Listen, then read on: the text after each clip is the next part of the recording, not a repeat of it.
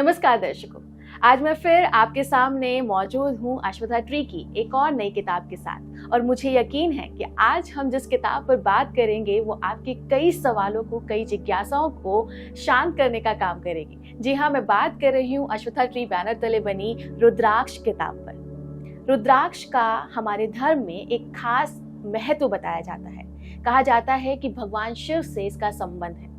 ऋषि मुनियों से ये परंपरा हम तक कैसे पहुंची, किसे रुद्राक्ष धारण करना चाहिए, इस रुद्राक्ष के पीछे की क्या कहानी है, आज हम इन सभी तरह के सवालों पर बात करेंगे। और इस बातचीत में हमेशा की तरह हमारे साथ मौजूद हैं तुलिका सिंह।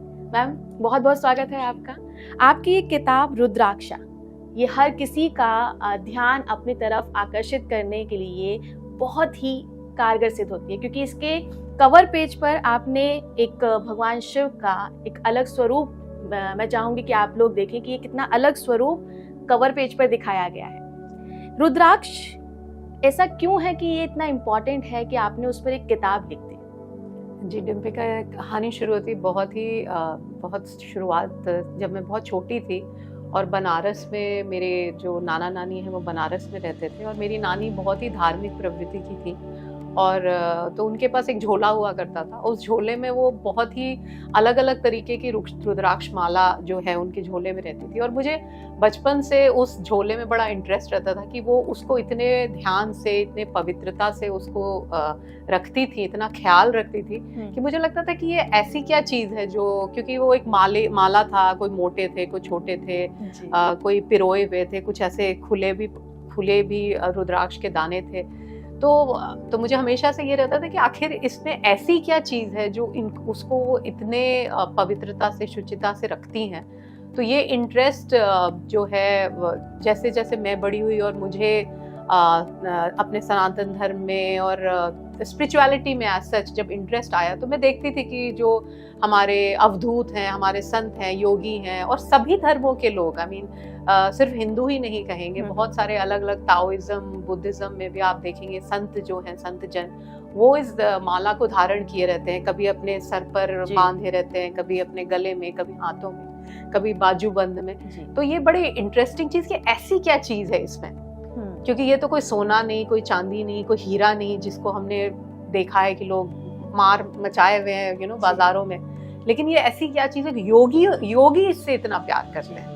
तो ये चीज़ मुझे बड़ी इंटरेस्टिंग लगती थी कि ये जो भगवान को प्यार करता है उनको ये रुद्राक्ष से इतना प्यार है। ये रुद्राक्ष आखिर ऐसी क्या चीज़ है, इसमें ऐसी क्या शक्ति है। तो एक बच्चे के मन में ये जो जिज्ञासा उठती है,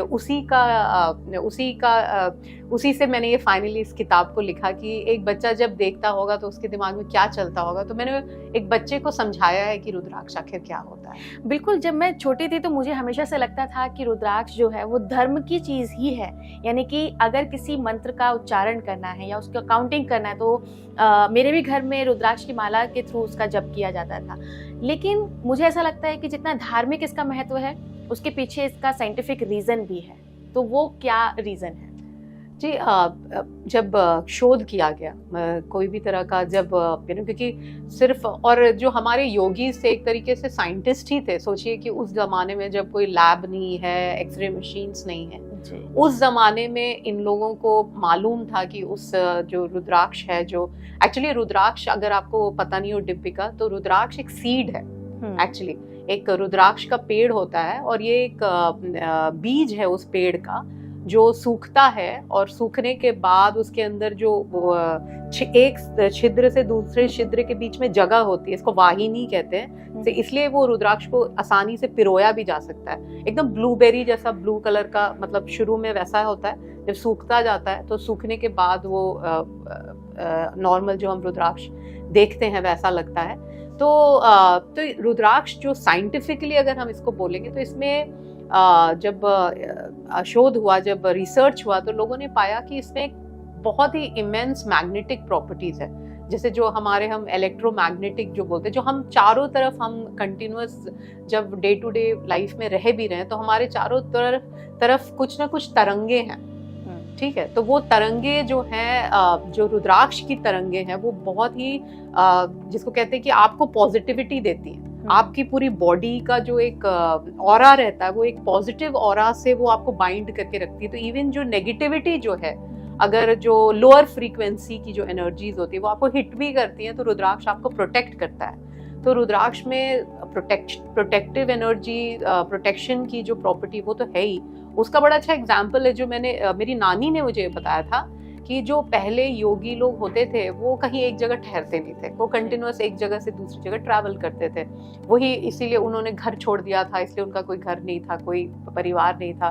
तो वो एक जगह से दूसरी जगह जब ट्रैवल करते थे तो हमारे अभी तरह आज के समय की तरह जोमेटो और रेस्टोरेंट्स और मैकडोनल्ड्स तो है नहीं। तो उस जमाने में जब उनको भोजन करना होता था, कोई जंगली फल भी तोड़कर खाना होता था, कोई जो नदी या तालाब से जो जल पीना होता था, तो उनको टेस्ट करना होता था, भाई कहीं ये जहरीला तो नहीं, कहीं ये पीने लायक तो है, ये खाने लायक तो है। तो कहा जाता था कि वो रुद्राक्ष को ऐसे अपने माला को अगर उस खाने के ऊपर रख देते थे तो वो अगर क्लॉकवाइज घूम रहा है तो वो बता रहा है कि ये खाना मतलब ये खाने लायक है, इसको सुपाच्य है, इसको खा सकते हैं। लेकिन अगर ये नेगेटिव की तरह घूमने लगता था तो फिर वो उसको त्याज है, वो उसको ग्रहण नहीं करते थे। तो एक तरीके से एक क्लॉकवाइज एंटी क्लॉकवाइज जो रुद्राक्ष का टेस्ट है वो आपको ये भी बताता है कि आप उस भोजन में पॉजिटिव है कि नेगेटिव है। तो ये सारी जो छोटी छोटी चीजें हैं, इसको इन लोगों ने, जो हमारे एंशिएंट ऋषिज थे, जो साइंटिस्ट ही थे एक तरीके से, इन सबको ये सारी चीजें पता थी और इसलिए वो भर भर के रुद्राक्ष आप देखेंगे। कुछ जैसे नागा साधु होते हैं, वो अगर कोई निर्वस्त्र भी रहता है लेकिन उनके सर पे मतलब कितने ज्यादा भरा रहता है वो लोग। तो तो उसमें मैग्नेटिक प्रॉपर्टीज होती है, हीलिंग प्रॉपर्टीज होती है। तो इवन जो हमारे जो मस्तिष्क की जो तरंगे हैं उसको एक तरीके से सही करने के लिए, पॉजिटिव करने के लिए, एंटी डिप्रेसेंट, एंटी एंजाइटी, ये सारी चीजों के लिए रुद्राक्ष जो है वो बहुत कारगर है। अगर मैं थोड़ा सा आपको पीछे लेके जाना चाहूँ कि साधु महात्माओं ने तो रुद्राक्ष का इस्तेमाल किया, लेकिन रुद्राक्ष की उत्पत्ति कैसे हुई? क्यों अचानक से ये हुआ कि लाइक कि कोई फ्रूट खा रहे थे, उसमें एक बीज निकला और उसका इस्तेमाल होना शुरू हो गया, या फिर इसके पीछे भी कोई कहानी है? जी कोई पर्टिकुलर एक कथा तो नहीं है, बट रुद्राक्ष का मतलब होता है रुद्र का जो आंसू है, जो अक्ष, उसके आंखों से जो भगवान रुद्र, जब रुद्र भी भगवान शिव का जो दूसरा स्वरूप है, और जब हम अक्ष बोलते हैं तो अक्ष जो उनकी आंखों से निकला हुआ जो आंसू है, कहा जाता है कि जब वो धरती पर गिरा तो वो रुद्राक्ष के पेड़ बन गए। और उस रुद्राक्ष की जो बीज है, इसीलिए वो इतने पोटेंट हैं, इतने पावरफुल हैं कि उसमें रुद्र की एनर्जी है, भगवान शिव की एनर्जी है। तो स्पेशली जो भगवान शिव के मंत्र ओम नमः शिवाय या महामृत्युंजय जाप, स्पेशली जो शिव उपासक हैं वो तो रुद्राक्ष से बहुत ही प्रेम करते हैं, और जो नहीं भी करते हैं वो उसकी हीलिंग प्रॉपर्टी, पॉजिटिव जो प्रॉपर्टी है उसके लिए रुद्राक्ष को इस्तेमाल करते हैं। तो बहुत सारी कथाएं हैं, शिव पुराण में भी कथाएं हैं जिसमें रुद्राक्ष को बताया गया है कि किस तरह से त्रिपुरासुरा जो है एक असुर था, तो जो 3 भाई थे, इसलिए उसका नाम त्रिपुरासुरा है। तो त्रिपुरासुरा ने अलग अलग नाम है उनके, और उन्होंने 3 तरह के जो बहुत ही पावरफुल थे, और उन्होंने 3 तरह के जिसको बोलते हैं शहर बसाए, और वो बस जो शहर थे वो पृथ्वी पर नहीं थे, वो आसमान में थे, और अलग अलग डायमेंशंस पे वो शहर बसाए, और वो इतने पावरफुल हो गए, एक लोहे का था, एक सोने का था, एक चांदी का था, ऐसा कुछ था। और वो जो असुर थे वो इतने पावरफुल हो गए कि उनको मारना बिल्कुल मुश्किल, बहुत मुश्किल था। और जब उनको ये वरदान मिला था कि आपको कोई नहीं मार पाए, तो उन्होंने एक हमेशा आप सुनेंगे कहानियों में कि एक कुछ वो रहता है जिससे वो खत्म किया जा सकता है। तो उसमें ये था कि एक ऐसा सेकंड होगा जिसमें वो मर सकते हैं, और वो सेकंड तब होगा जब ये तीनों शहर एक अलाइन कर जाएंगे, लाइक वो 3 डायमेंशन एक डायमेंशन में अलाइनमेंट में आ जाएंगे, जो कहा जाता है कि होना मुश्किल था। और वो आएगा भी अगर वो गलती से तीनों डायमेंशन एक मतलब लाइन में आएंगे, वो भी निमिष मतलब बहुत ही छोटे समय के लिए, बहुत सेकंड भी नहीं, सेकंड का भी मतलब आप बहुत सारे सेक्टर्स कर लो, तो इतने कम समय के लिए आएंगे कि और वो जब बीतेगा तो फिर बहुत साल बीत जाएंगे, हजारों युग बीतेंगे, फिर वो वैसा समय आएगा। तो कहा जाता है कि शिव जी ने ध्यान लगाया कि मतलब उस सेकंड को पकड़ना है, और उसके लिए उन्होंने अघोरा अस्त्र बनाया था, अघोर अस्त्र कहा जाता है उसको, अघोर अस्त्र बनाया था कि उस सेकंड को पकड़ना है। तो शिव जी की जो आंखें थी वो ऐसे मतलब कहा जा रहा है कि वो ऐसे देख रहे हैं उसको कि अब आएगा अब आएगा अब आएगा, और तब उनको अघोर अस्त्र मारना है। तो कहा जाता है कि उस सेकंड में जैसे ही उन्होंने मारा, तो नेचुरली शिव जी ने मारा और सही समय पर मारा, तो वो खत्म, नष्ट तो हो गया, बट उसको मारने के बाद शिव जी की जो आंखें थकी हैं, कितने युगों से उसको वेट करने के लिए जो उन्होंने मारा है, तो उन्होंने जो बंद की है वो आंखें, उससे जो आंसू गिरे हैं उससे रुद्राक्ष पेड़ है। फिर ऐसे बहुत सारी कहानियां, सती को लेकर वो घूम रहे हैं, तो जो आंसू हैं उसके हैं। तो ऐसे बहुत सारी कथाएं जो हैं वो अलग अलग पुराणों में अलग अलग तरह से ये कथाएं, यानी कि ये जितनी भी कथाएं हैं वो भगवान शिव से जुड़ी हुई हैं, और इसीलिए इसका नाम रुद्र अक्ष यानी रुद्राक्ष कहा जाता है। मैम, बहुत बारी लोगों में ये भी कंफ्यूजन होता है, क्योंकि आपने इस किताब को लिखने के, हर किताब के पीछे आप रिसर्च करते हैं, उसका जो ज्ञान है जो लोगों तक या बच्चों तक पहुंचना है उसके बारे में आप इंश्योर करते हैं। रुद्राक्ष के बारे में कहा जाता है कि अलग अलग तरह के रुद्राक्ष होते हैं, तो मैं चाहूंगी कि आप हमारे बच्चों को भी और बाकी दर्शकों को भी बताएं कि कितने तरह के रुद्राक्ष। अभी अगर कहने के लिए तो लोग कहते हैं 22 तरह के जो मुखीज हैं। हर रुद्राक्ष जो है एक मुखी, दो मुखी, 3 मुखी ऐसे करके होते हैं। तो 22 मुखी तक जो है अभी प्रेवलेंट है, एग्जिस्टिंग है। और कहा जाता है कि इंडिया में अब तो बहुत कम हो गए हैं। इंडिया में हिमालय रीजन में रुद्राक्ष उगते थे, क्योंकि ठंडे प्रदेशों में, इंडोनेशिया में, नेपाल में ये रुद्राक्ष उगते हैं, रुद्राक्ष के पेड़। और ये 1 मुखी, 2 मुखी, 3 मुखी, अलग अलग मुखी जो है वो अलग अलग चीज़ों के लिए लोग इस्तेमाल करते हैं। कहा जाता है कोई देवी के लिए यूज़ करता है, कोई पेट की अगर किसी को प्रॉब्लम है, किसी को फाइनेंशियल प्रॉब्लम है, तो अलग अलग प्रॉब्लम्स के लिए। और मैं इसकी कोई अपने आप को कोई बहुत बड़ी एक्सपर्ट नहीं मानूंगी, क्योंकि मैंने ये रिसर्च मेनली बच्चों के लेवल के लिए की थी कि भाई एक रुद्राक्ष को एक आम जनता कैसे समझे, एक आम बच्चे को कितनी नॉलेज की ज़रूरत है। तो उसके लिए जो है मैंने रिसर्च किया था। तो 1 मुखी, 2 मुखी ऐसे करके कहा जाता है कि 22 मुखी तक हैं। 22 मुखी तक कम मिलते हैं। और जो पंचमुखी है, that is the most common, anybody can wear it without any kind of negative effects. लेकिन और सारे जो हैं कुछ बहुत एक्सपेंसिव होते हैं, लाखों में जाते हैं, जो 7 मुखी हैं या ये है। तो ये कुछ कहते हैं कि लक्ष्मी गणेश हैं जो जुड़े हुए रहते हैं। तो बहुत सुंदर सुंदर रुद्राक्ष की कथाएं हैं, और रुद्राक्ष की जो एफिकेसी है, जो उनकी मुखी है, कितने उसके एज वेज वो लाइंस होती हैं, उसके ऊपर जो सीड होता है उसके ऊपर लाइंस होती है, उसी से वो बताया जाता है कि वो 1 मुखी है, 2 मुखी है, पंचमुखी है। तो उसके हिसाब से उसकी कॉस्टिंग होती है, किस यूसेज के लिए पहन रहे हो आप, किसके साथ क्या पहना जा सकता है, ये सारी चीज़ें जो हैं एक जो प्रॉपर रुद्राक्ष के एक्सपर्ट्स होंगे वो डेफिनेटली हमें बता सकते हैं। आपको क्यों लगता है कि आज जब पूरा समाज अपने बच्चों को टेक्नोलॉजी के बारे में पढ़ा रहा है, AI के बारे में समझाने पर काम कर रहा है, कोडिंग सिखा रहा है, तो ऐसे में उनको रुद्राक्ष या रुद्राक्ष जैसी और भी तमाम जो चीज़ें हैं जो ज़रूरी हैं और बहुत पुराने समय से चलती आ रही है, उनके बारे में उनको ज्ञान देना चाहिए? हाँ, देखिए ये सारी चीज़ें जो हैं कंटिन्यूस, देखिए हम वायरलेस जोन में रहते हैं, कंटिन्यूस हमारे फोन्स पे वायरलेस चल रहे हैं, कंटिन्यूस हम मोबाइल डेटा जो नॉर्मल जो जियो एयरटेल है उससे कनेक्टेड है, कंटिन्यूस हम डिजिटल देख रहे हैं। तो आप सोचिए कि हम अपने फोन्स, गैजेट्स, ये सारी चीज़ें तो हैं ही, तो हम सिर्फ एज एन एडल्ट नहीं, हम बच्चों को भी हम देख रहे हैं कि कंटिन्यूस हम उनको एक जिसको वायु तरंगे जो हैं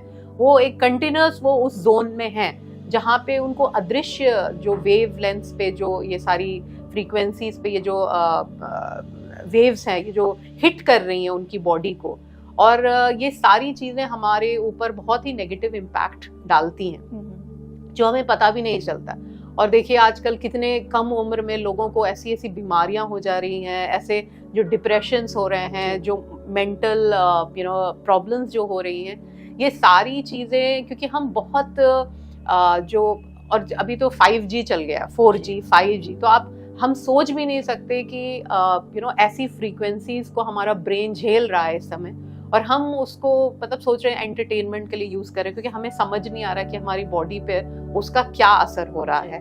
तो उस समय रुद्राक्ष जैसी चीज़ें जो हैं वो हमें प्रोटेक्ट करती हैं, ठीक है। तो वो सोच के बड़ी ही अजीब सा वो लगेगा, बट वो हमारे चारों तरफ एक कवच की तरह क्रिएट करती है, जो इस ऐसी वेवलेंथ्स ऑफ जो एनर्जी जो नेगेटिवली इम्पैक्ट करी हमारी बॉडी को, उसको वो डिप्लीट करती हैं, उसको धक्का देके दूर करती हैं। तो अगर कोई किसी ने रुद्राक्ष धारण किया हुआ है तो वो एक कवच के उसमें है, बाउंड्री में है।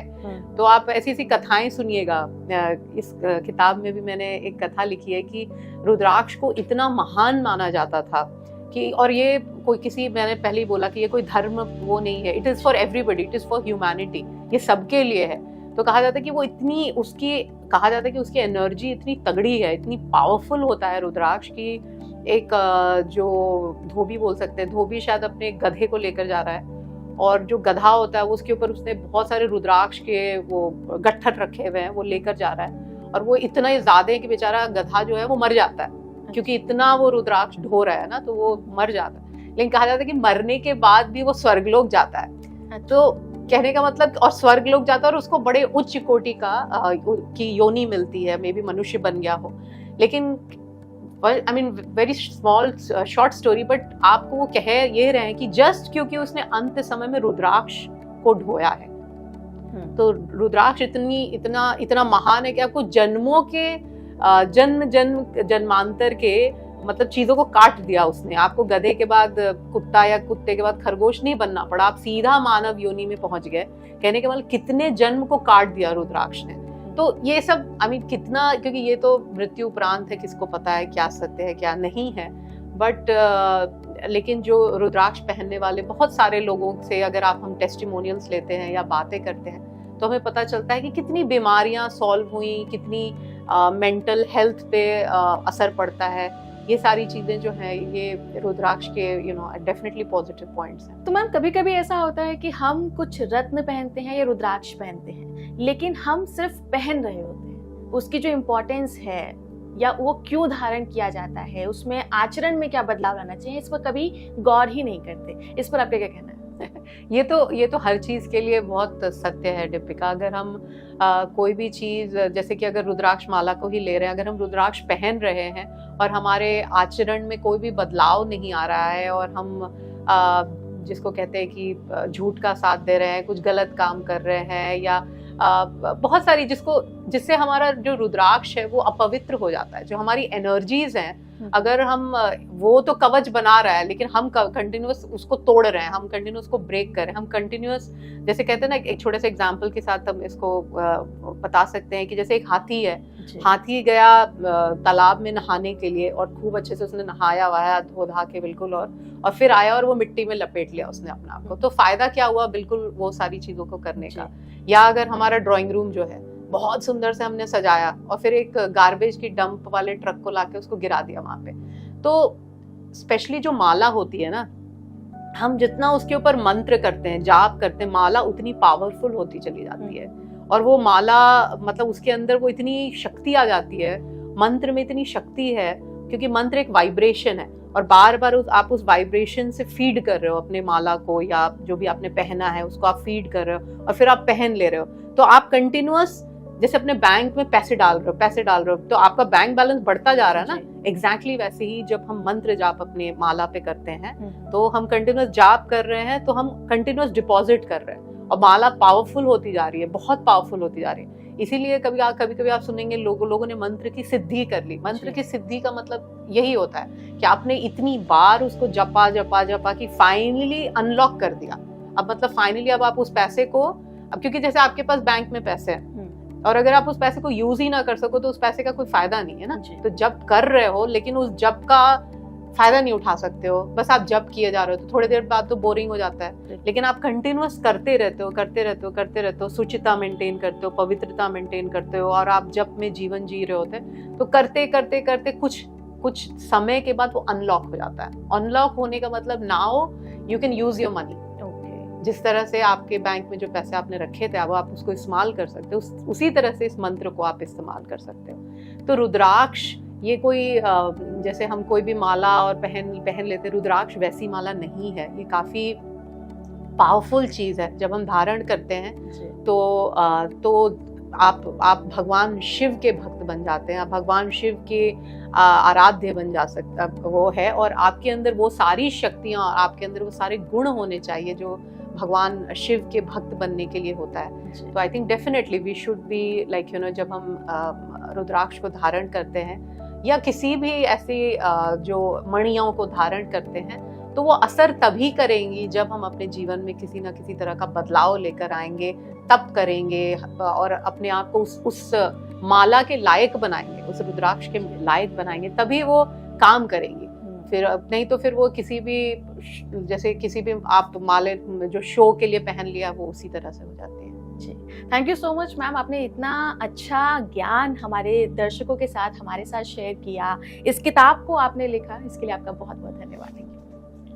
तो देखा दर्शकों, किसी भी वस्तु का आपको फायदा तब मिलता है जब आप उस वस्तु या किसी व्यक्ति के व्यक्तित्व को समझकर, उसके आचरण को समझकर अपने अंदर भी बदलाव लेकर आते हैं। रुद्राक्ष नाम की जो एक किताब है आपको उन तमाम तरह की कहानियों से रूबरू करवाएगी जो रुद्राक्ष के पीछे के गहन रहस्य को बताती है, और ये इंटरव्यू आपको उन सभी बातों के बारे में बता रहा है जो आपको अपने जीवन में बदलाव लेकर आना है। अभी के लिए फिलहाल इतना ही, अगले एपिसोड में एक नई किताब के साथ आपसे रूबरू होंगे। तब तक के लिए मुझे दीजिए इजाजत और देखते रहिए क्लिक इंडिया। नमस्कार।